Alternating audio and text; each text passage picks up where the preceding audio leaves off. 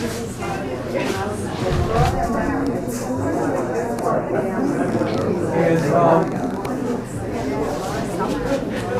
I was privileged to know William Kent, who was born in 1919, passed away in 2012. William was a recluse artist. He was actually quite connected in the mid-20th century art scene.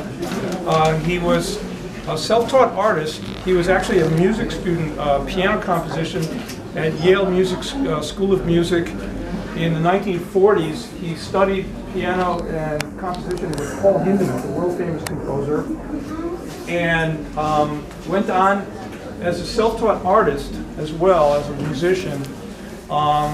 In the 1950s, was represented by the Richard Castellane Gallery.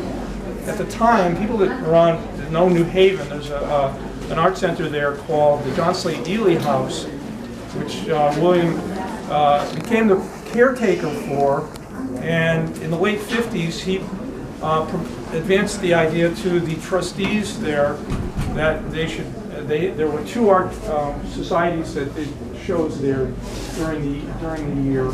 He advanced the idea that he would curate shows year-round for them, and they accepted that.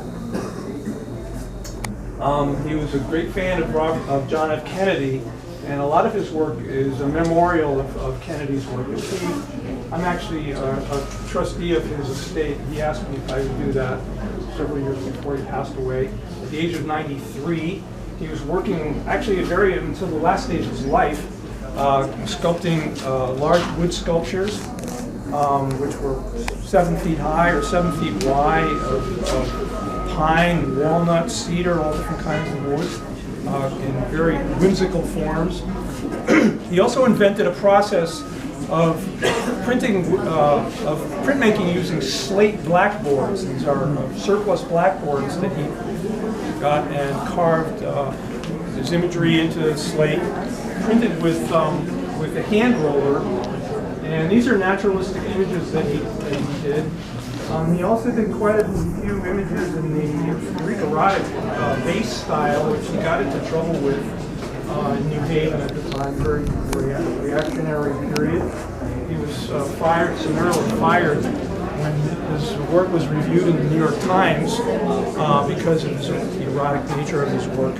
He became a recluse after that for 35 years up in Durham, where he continued to work, paint and printmaking. He left 2,000 prints in his studio and 250 large wood sculptures, whimsical sculptures, and he showed it in the gallery. I was a writer for the New York Times who proposed that I show his work in 2000, which was a very successful show collected by many print collections in the U.S. So he, and that's basically the story about William Kent's work.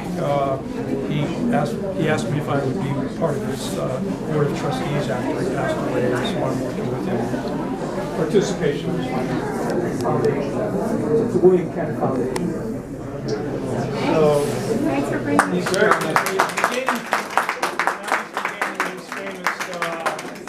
He was actually a friend. Actually, one of the things that we found in his studio was a handwritten invitation to Jackson Pollock's show in New York City. Very cool. And we knew many artists and contemporary artists at the time in the mid 1900s. So thank you very much, everybody, and please mix and have